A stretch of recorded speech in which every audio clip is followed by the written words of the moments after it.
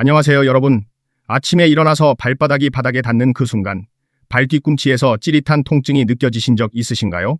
혹은 겨울이 아닌 여름철에도 발 뒤꿈치가 하얗게 일어나고 갈라지는 증상을 경험하신 적이 있으신가요?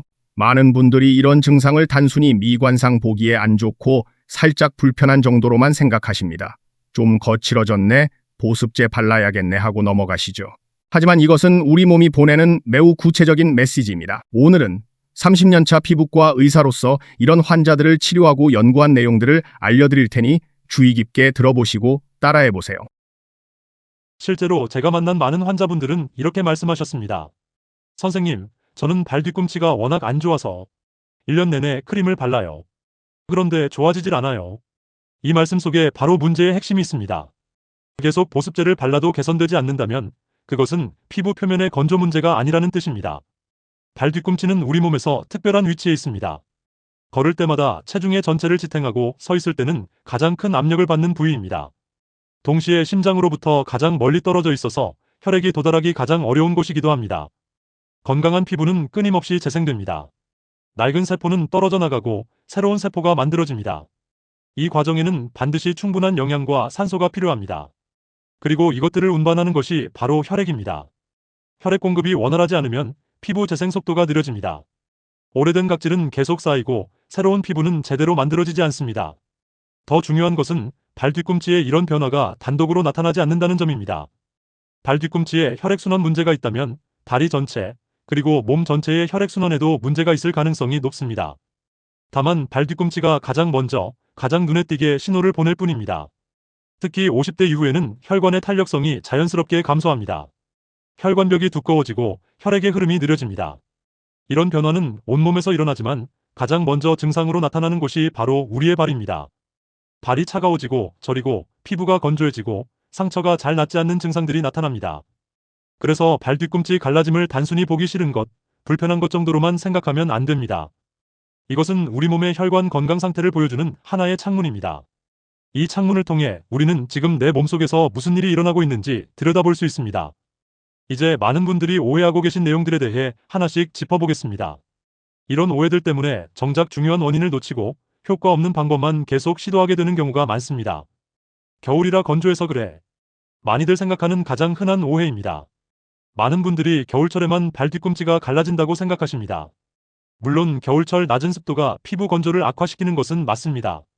하지만 여기서 놓치는 중요한 사실이 있습니다.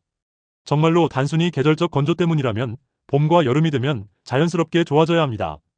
또한 겨울철에도 손이나 얼굴처럼 다른 부위들도 비슷하게 갈라져야 합니다. 그런데 실제로는 어떤가요? 사계절 내내 발 뒤꿈치 문제를 겪는 분들이 많습니다. 또 손이나 얼굴은 멀쩡한데 유독 발 뒤꿈치만 심하게 갈라지는 경우도 흔합니다. 이것이 의미하는 바는 명확합니다. 외부 습도는 하나의 악화 요인일 뿐 근본 원인이 아니라는 것입니다. 진짜 문제는 피부 안쪽에 있습니다. 피부 깊은 층에서 수분을 유지하고 새로운 세포를 만들어내는 능력이 떨어진 것입니다. 그리고 이 능력은 혈액순환과 직접적으로 연결되어 있습니다. 발을 깨끗하게 씻지 않아서 그런가? 어떤 분들은 발 뒤꿈치가 거칠어지면 위생 문제라고 생각하십니다. 그래서 때타올로 더 세게 문지르거나 각질 제거 도구를 과도하게 사용합니다. 오히려 이런 행동이 문제를 악화시킵니다. 우리 피부에는 보호막이 있습니다. 피부 표면의 유분과 적절한 각질층이 외부 자극으로부터 피부를 지켜줍니다. 너무 강하게 문지르거나 과도하게 각질을 제거하면 이 보호막이 손상됩니다. 그러면 피부는 더 두꺼운 각질을 만들어서 스스로를 보호하려고 합니다. 악순환이 시작되는 것입니다. 더 중요한 것은 발 뒤꿈치 갈라짐은 더러움이나 위생과는 관계가 없다는 사실입니다. 매일 깨끗이 씻는 사람도 발 뒤꿈치가 갈라질 수 있습니다. 왜냐하면 이것은 피부 표면의 문제가 아니라 피부 깊은 곳의 재생 능력, 즉 혈액 공급의 문제이기 때문입니다.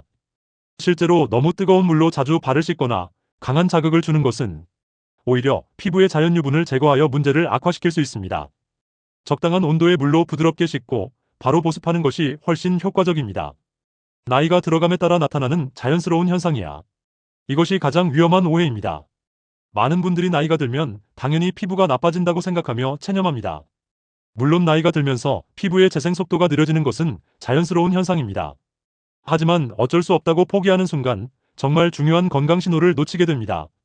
같은 나이라도 어떤 분은 발 뒤꿈치가 부드럽고 어떤 분은 심하게 갈라져 있습니다. 이 차이는 어디서 올까요? 바로 혈관 건강과 혈액순환의 차이입니다. 나이가 들면 혈관이 노화되는 것은 맞지만 그 속도와 정도는 개인마다 크게 다릅니다.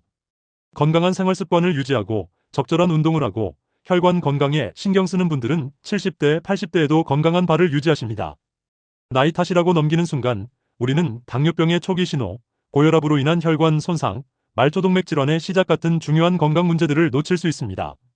발 뒤꿈치 갈라짐은 단순히 나이 들어서 생기는 것이 아니라 혈관 건강이 나빠지고 있어서 생기는 것입니다. 이제 발 뒤꿈치 갈라짐의 주 원인에 대해 자세히 알아보겠습니다. 이 부분을 이해하시면 왜 단순히 크림만 바르는 것으로는 부족한지, 어떻게 근본적으로 해결해야 하는지 명확해질 것입니다. 발 뒤꿈치는 왜 혈액 공급이 어려울까요? 우리 심장은 1분에 약 6080번 뛰면서 온몸에 혈액을 보냅니다. 이 혈액은 동맥을 타고 흘러 우리 몸 구석구석까지 도달합니다. 하지만 심장에서 발끝까지는 상당한 거리입니다. 특히 서 있거나 앉아 있을 때는 중력을 거슬러 올라가야 하기 때문에 더욱 어렵습니다. 발 뒤꿈치는 발 전체에서도 특수한 구조를 가지고 있습니다. 이곳의 피부는 다른 부위보다 두껍습니다. 두께가 두꺼운 만큼 피부 깊은 곳까지 영양을 공급하려면 더 많은 혈액이 필요합니다. 그런데 발 뒤꿈치에 분포하는 혈관의 수는 오히려 적습니다. 게다가 발 뒤꿈치는 매일 엄청난 압력을 받습니다. 걸을 때마다, 설 때마다 우리 체중 전체를 지탱합니다. 이 압력은 미세혈관을 일시적으로 눌러서 혈액 흐름을 방해하는데요. 건강한 상태에서는 압력이 해제되면 혈액이 다시 원활하게 흐르지만 혈액순환이 이미 좋지 않은 상태라면 회복이 느려집니다. 우리 피부는 여러 층으로 이루어져 있습니다. 가장 바깥층은 각질층이고 그 아래에 표피층, 진피층이 있습니다. 새로운 피부세포는 가장 깊은 층에서 만들어져서 점점 위로 올라옵니다. 이 과정을 턴오버라고 부릅니다. 건강한 성인의 피부 턴오버는 약 28일 정도 걸립니다. 하지만 나이가 들고 혈액순환이 나빠지면 이 기간이 40일, 50일로 늘어나게 되는데요. 노화로 인해 새로운 세포가 만들어지는 속도가 느려지기 때문입니다. 새로운 피부세포가 만들어지려면 세 가지가 필요합니다. 첫째, 산소입니다. 세포가 에너지를 만들고 활동하려면 산소가 필수입니다. 둘째, 영양분입니다. 단백질, 비타민, 미네랄 등 세포를 구성하는 재료들이 필요합니다. 셋째, 노폐물 제거입니다. 세포가 활동하면서 생기는 찌꺼기들을 치워야 합니다. 이 세 가지를 모두 담당하는 것이 바로 혈액입니다. 혈액이 산소와 영양분을 실어 나르고 노폐물을 가져갑니다. 미세혈관은 피부의 가장 깊은 층까지 뻗어 있어서 각 세포에 직접 혈액을 공급합니다. 혈액순환이 나빠지면 어떤 일이 일어날까요? 먼저 새로운 세포 생성이 느려집니다.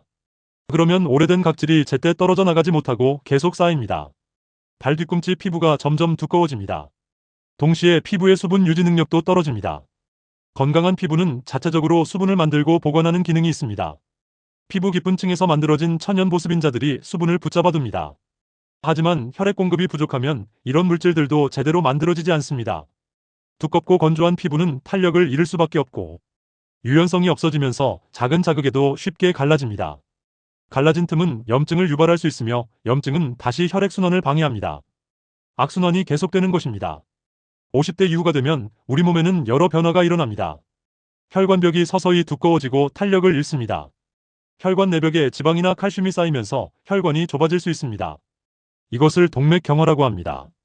동맥경화는 큰 혈관에서만 일어나는 것이 아닙니다. 발끝까지 이어지는 작은 동맥, 그리고 피부 속 미세혈관에서도 일어납니다. 문제는 이런 작은 혈관들은 증상이 나타나기 전까지 우리가 알아채기 어렵습니다. 또한 심장의 펌프 기능도 조금씩 약해지게 되는데 젊었을 때만큼 강하게 혈액을 밀어내지 못해 손발 끝까지 혈액을 보내는 힘이 약해집니다. 여기에 더해 앉아있는 시간이 길어져 활동량이 줄게 된다면 다리 근육의 펌프 작용도 약해질 수밖에 없습니다. 우리 다리 근육은 심장을 도와 정맥혈을 위로 올려보내는 역할을 하는데 근육을 사용하지 않으면 이 기능이 떨어지고 발에서 심장으로 돌아가는 혈액의 흐름도 느려집니다.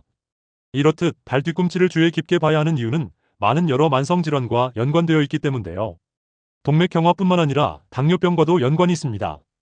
당뇨병이 있는 분들은 혈당 조절이 잘 안 되면 혈관 손상이 빨리 진행됩니다. 높은 혈당이 혈관벽을 손상시키는데 특히 작은 혈관들이 먼저 망가지게 됩니다. 또한 발의 감각도 둔해져서 상처가 나도 잘 느끼지 못하는 상태까지 이르게 됩니다. 이런 만성질환들은 대부분 증상이 없이 진행됩니다. 그래서 더 위험합니다. 하지만 우리 몸은 작은 신호들을 보냅니다. 발 뒤꿈치 갈라짐, 발의 차가움, 상처 치유 지연 같은 것들이 바로 그 신호입니다. 이제 구체적으로 어떤 증상들이 나타날 때 주의해야 하는지 알아보겠습니다. 다음 항목들을 체크하시면서 자신의 상태를 점검해 보시기 바랍니다. 거울을 보거나 손으로 만져보세요. 발 뒤꿈치 피부가 비정상적으로 두꺼워져 있나요? 마치 딱딱한 굳은 살처럼 느껴지시나요?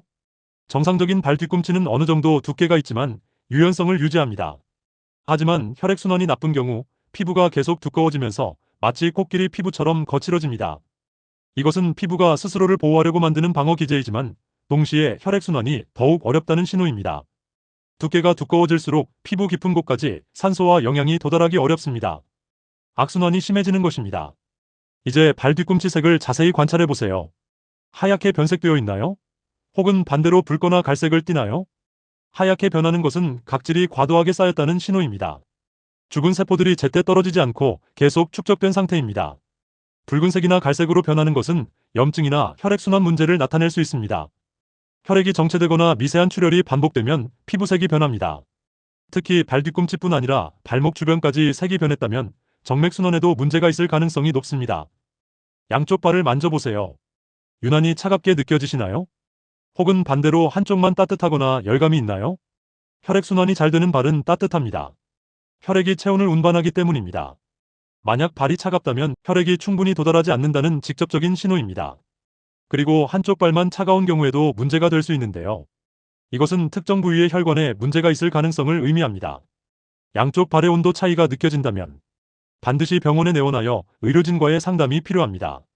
반대로 열감이 있으면서 붉게 부어오른 경우는 염증이나 감염의 신호일 수 있습니다. 갈라진 틈으로 세균이 들어간 것일 수 있으니 해당 증상이 있으시다면 즉시 진료를 받아야 합니다. 이제 가장 중요한 부분입니다. 집에서 실천할 수 있는 관리 방법들을 알려드릴게요. 단순히 크림만 바르는 것이 아니라 혈액순환을 개선하는 근본적인 방법들입니다. 쉬운 방법부터 알려드리겠습니다. 앉아서 할 수 있는 운동인데요. 의자에 편안히 앉아서 발목을 위아래로 움직여 보세요. 발끝을 위로 당겼다가 아래로 쭉 펴는 동작을 반복합니다. 하나, 둘, 셋 숫자를 세면서 천천히 10번씩 반복하세요. 하루에 3번, 아침, 점심, 저녁으로 나누어 하시면 좋습니다. 이 간단한 동작이 왜 중요할까요? 발목을 움직이면 종아리 근육이 수축과 이완을 반복합니다. 이것이 마치 펌프처럼 작동하여 정맥혈을 심장 쪽으로 밀어올립니다. 동시에 동맥혈도 더 활발하게 발끝으로 내려옵니다. 특히 오랜 시간 앉아 계신 분들은 1시간에 한 번씩이라도 이 운동을 해주시면 발의 혈액순환이 크게 개선됩니다. 이제 발가락을 쫙 벌렸다가 오므리는 동작을 반복해보세요. 손으로 발가락 사이사이를 벌려주는 것도 좋습니다. 우리 발에는 생각보다 많은 작은 근육들이 있습니다. 이 근육들을 사용하면 발바닥 전체의 혈액순환이 좋아집니다. 또한 발의 아치를 유지하는 데도 도움이 됩니다. 발가락 벌리기를 할 때는 각 발가락을 의식하면서 천천히 하세요. 특히 새끼발가락까지 신경 써서 움직여주시면 더 효과적입니다. 다음은 족욕입니다. 족욕은 혈액순환에 매우 좋습니다. 하지만 온도와 시간을 지켜야 하는데요. 물 온도는 38도 정도가 적당합니다. 너무 뜨거우면 오히려 건조함을 더 악화할 수 있으니 적당한 온도를 지켜주세요. 손으로 만졌을 때 따뜻하고 기분 좋은 정도면 됩니다. 시간은 10분에서 15분이 적절합니다. 너무 오래 담그고 있으면 피부에 자연 유분이 빠져나가기 때문이에요. 족욕물에 천일염을 조금 넣으면 좋습니다. 염분이 삼투압을 조절하여 발의 붓기를 빼는 데 도움을 줍니다. 하지만 상처가 있다면 소금은 넣지 마세요. 족욕 후에는 즉시 수건으로 물기를 부드럽게 닦고 3분 안에 보습제를 발라야 합니다. 피부가 촉촉할 때 보습제를 바르면 흡수가 훨씬 잘 됩니다. 보습제는 아무 때나 바르면 되는 것이 아닙니다. 가장 효과적인 타이밍이 있습니다. 씻은 직후에 피부가 물기를 머금고 있을 때가 보습제 흡수의 최적기이기 때문에 씻고 난 이후 바로 발라주시는 것이 가장 효과가 좋습니다. 그리고 자기 전에 한 번 더 발라줍니다. 밤사이 피부 재생이 일어나므로 자기 전 보습은 이 과정을 돕습니다. 보습제는 2가지 타입을 겹쳐 바르는 것이 좋습니다. 먼저 수분을 공급하는 로션이나 젤 타입을 바르고 그 위에 유분이 있는 크림이나 밤 타입으로 덮어줍니다. 이렇게 하면 수분이 증발하지 않고 피부에 오래 머물 수 있습니다. 특히 발 뒤꿈치처럼 각질이 두꺼운 부위에는 요소 성분이 들어간 크림이 효과적입니다. 보습제를 바를 때는 문지르듯이 마사지하면서 바르세요. 부드러운 원을 그리며 마사지하면 혈액순환도 함께 좋아집니다. 그리고 하루 중 2-30분 정도 다리를 심장보다 높게 올려두세요. 누워서 발 아래 베개를 2-3개 받치면 됩니다. 이 자세는 정맥혈의 순환을 돕습니다. 발에 고여있던 혈액이 심장 쪽으로 쉽게 돌아가서 붓기도 빠집니다. 정맥순환이 좋아지면 동맥혈의 흐름도 자연스럽게 개선됩니다. 특히 하루 종일 서서 일하시거나 오래 앉아 계신 분들에게 꼭 필요한 습관입니다. 또한 하루 30분 걷기는 발 건강의 가장 기본이자 최고의 운동입니다. 걸을 때마다 발바닥 전체가 자극받고 다리 근육이 움직이며 심장 박동이 빨라지게 되는데 이 모든 것이 혈액순환을 촉진합니다. 걸을 때는 발 뒤꿈치부터 닿고 발바닥 전체로 체중을 이동하며 발가락으로 밀어내는 동작을 의식적으로 해보세요.